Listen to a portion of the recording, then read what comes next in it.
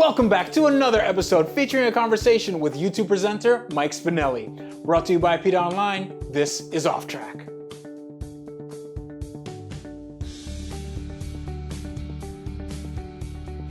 So somebody says jalopy, and then we go somebody, and I don't know who the hell it was. I like to think it wasn't me, but it probably was, and we had been drinking a little bit. Okay. And so somebody says Jalopnik, and I laugh. I just go, God, what a weird word. Jalopnik. And I look over, and Nick Denton is going like this, and I'm like, what are you doing? And he said, that's it. I'm registering it. We're done. We're done. I said, what do you mean we're done? We're not done. That's not it. That's not the name. That's your job now. Jalopnik? He's like, no, it's perfect. I said, it's perfect? That's perfect? And I was like, Jalopnik. And I'm like, God, I don't know. And he's like, no. We nailed it. That's it. That's going to be it. It has a ring. And I was like, a ring? I felt like a getting hit over the head with a hammer. I mean, all right. I was like, all right, well, I'll think about it. So I go home, and I'm going, oh my God, what did I just do? I'm going to write for a site called Jalopnik, and I got to call people and say I'm from Jalopnik. Oh no. And I'm like, no. And so I sent Nick an email the next day, and I'm like, hey Nick, I don't think we should do. We got to come up with a better name. He's like, good idea, bro. It's like, no, it's the name. That's it. Like, there's no more thinking about it. Right. He said it's a perfect name, and I was like, okay, all right, right. I'm like, I'm screwed. I'm totally screwed. And so I'm going, all right, so how am I going to make a site called Jalopnik any good? And I was just like, all right, I'm just going to wing it. I'm just going to wing this thing. We're going to write about whatever. I'm just going to, use my inside wacky voice, like whatever it is, I'm just going to try to make it good, and I'm going to make sure that every post is insane, but also has the details right. Okay. Right? So I'm like, I got to get, because car people are going to think this is insane and stupid. And I'm going, well, yeah, I don't really care. What we wanted to do was make an impact of some kind. We were coming off the bench. We were coming sort of off the sidelines a little bit, and we were kind of observing. And this is what we did back then. This is what the blogging thing was about back then, was observing the landscape and making comments on it. Right. That's all it was. I mean, we weren't really looking to replace Car and Driver, Road and Track, or the other traditional media, because we couldn't. We had no resources. Yeah. It wasn't like we could go out and all of a sudden start reviewing cars. I mean, that wasn't even in the thought process back then. We were commenting on the industry. Like, that's all we were doing. I was firing off, missives from the sidelines. So basically, it was like it's sort of like a tabloid. Oh yeah, but not even a tabloid, because at least tabloids have reporters. This was just me. This was just me. So it was just you, no staff, no nothing. staff. I had no staff. I was $12 a post, and I had no staff. So all I could do was comment on things that were happening. Right.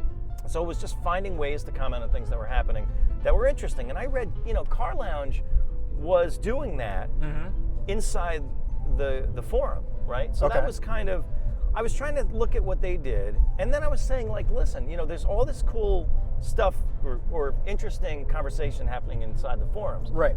So I was like, all right, so that's something I could do. Like, I could link into the forums. I could, start getting people to sort of read the stuff that's going on into the forums, in the forums as entertainment. Okay. So that's something. So it's like, part of it is commenting on news articles. Part of it was commenting on commenting. Right? I mean, it was like, what can I do cheaply enough that I can, it's worth $12 a post. Yeah, you can replicate it forever. Replicate it forever. Yeah. And without anybody else, with just me. Just me in my dopey job doing this on the side. That's the question for anything on the internet, really. I mean, with YouTube, what can you do for these video game Let's Players? They have 4 million subscribers, and all they do is they can do this all day, every day. It's the equivalent, right? It's the text equivalent of what they're doing with unboxing, with the hey, look video at me stuff. open this box and get this new thing. But the kids go freaking wild for that unboxing. The kids go nuts. No, but really, the unboxing thing is a genius idea because when we were kids, what did we do? We went through the catalogs. Right. Like Christmas time, you know, it was when we got the Toys R Us catalog or the Sears catalog, it was like catalogs. We were catalog freaking crazy because we would just be, you know, looking at toys we wanted. Right. And if we could have seen them be unboxed, it's like this weird kid fetish porn thing. Like, that's not creepy, but like, that doesn't have actual porn, but like, right. You know what I mean? Yeah, exactly. So yeah, I mean, so we were looking for that back then. I mean, we were looking for the things that are native internet content that didn't have an analog in the web, in the print and, you know, traditional media world. Right.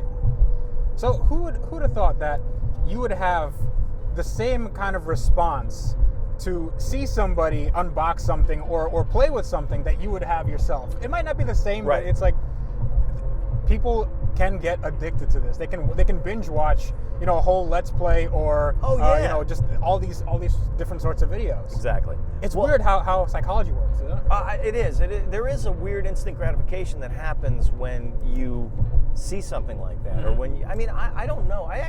There is probably pretty good science behind it. It has to do with dopamine and serotonin and stuff that. Those are literally the only two things that make you happy. And those are literally the only two things I know about neurology. Well, there you go. So yeah, so like there was a lot of that, and then finally. So here's the thing this is the crazy thing, is the only thing I knew about media I learned from listening to Howard Stern. Okay. And the thing that I liked about Howard Stern, and now my advanced age, like I had been listening to Howard Stern since the 80s, right? Okay.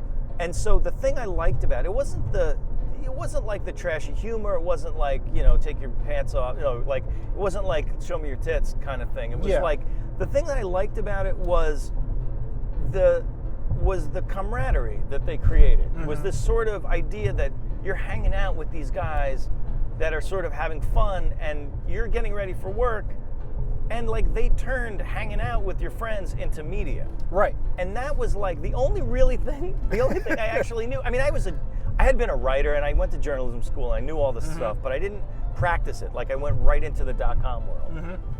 But the thing that I thought was an interesting analog to what we were doing was the Howard Stern show. Right. So all I wanted to do was create a place for car guys to sort of hang out, like the car lounge, but without the forum part. Okay. Like it was us. I don't know. I didn't. You know, it was kind of a lot of it was grasping, but that's what I wanted to do. Right. And so when I finally got to hire somebody, I hired Davey Johnson because he had gotten in touch with me. He had been reading what I was doing. And we just hit it off on Instant Messenger. Like we just were starting to riff on Instant Messenger. And so I was like, this is perfect. Like we can take this riffing and move it into the blog. Yeah, I mean, and that's what we did. So one question that always I guess it fascinated me is the whole brown diesel wagon. That archetype of I understand this because car journalists love quirky cars and they love when car manufacturers think outside the box and they take chances. Right. But it's kind of become this sort of inside joke. Yeah, it is kind of weird. I mean, I think what happened was, what I didn't realize, I wanted to cover the stuff that I really liked, and I like weird cars. And so I didn't, like, Autoblog was covering a lot of new stuff. And because Autoblog existed at the same time. It was us and them, basically. Right, okay. And our bosses were in competition with each other. So Jason Calacanis, who started Autoblog, and Nick Denton were like frenemies.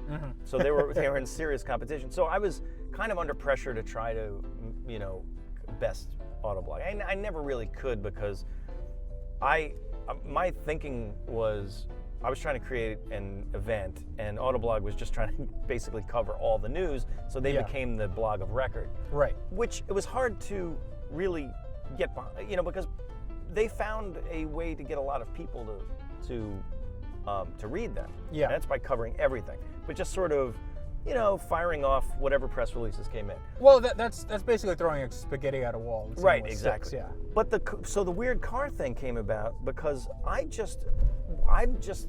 I really like them. And I found out that, like, as I kept doing this and kept covering weird cars, and not even weird cars, just sort of normal cars like the brown wagon, right? Yeah. I found that, like, I was getting emails from people in the industry and just regular people going, man, nobody covers that stuff. And so I realized, like, yeah, this is, I'm not the only one, like there are other people out there that are into kind of not just Lamborghinis and Ferraris, but also P1800s and, like Fiat 124 wagons. Or something like that, or cars their parents had, like my parents had. Yeah. My dad had an Alfetta that rusted into nothing. Like that kind of those stories.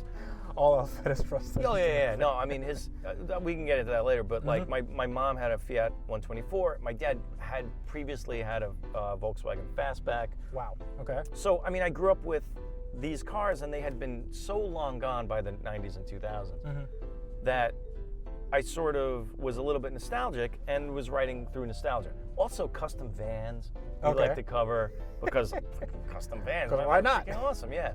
And on a side note, what happened to the high top conversion van? You remember those? Yes. I don't know. Like everybody had a high top. Everybody. They were so cool. Like... Well, it's funny. Like all of a sudden, like in New York, right?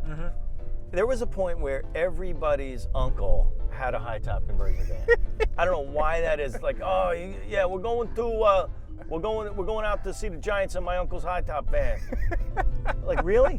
Like in the 80s, like by the late 80s, like I was like, holy crap, what the hell is that? It's just a Chevy Beauville van or whatever with like the high top and like really nice interior. Well, it had the velour. It had to have the velour. It was genius because those things cost nothing to make, and the interiors just needed to be a little bit more swank, and they sold them for like $50,000. Well, you had the wood grain. Well, no, it wasn't even wood grain. It was wood. It was essentially furniture with like a CRT screen and a VCR. Right, and you could spec them up, and they still. The margins on those things were amazing. So you're right. These are the days before, like the big SUV became like the real margin player in the industry, and like, profit on profit for those things. So anyway, they may have informed the way the industry thought about luxury trucks later on. I think you're right. I think you're onto something. There's an article there. Well, if you see one with peanut butter guts, let me know. Peanut butter guts. All right, that's enough for today. But what did you think? You can leave a comment down below to give us your view. Or you can join us next time when we continue the conversation. Be sure to follow Mike on his YouTube channel, especially if you like mind-blowing car videos. And you can check out APiDAonline.com for DIY guides, epic builds, and videos just like this. If you'd like to support APiDAonline.com, you can do so by clicking through the Amazon banner on our homepage. It costs you nothing, and it lets us keep making articles and videos just like this for you for free. And on that note, always remember, life is just too short to drive boring cars.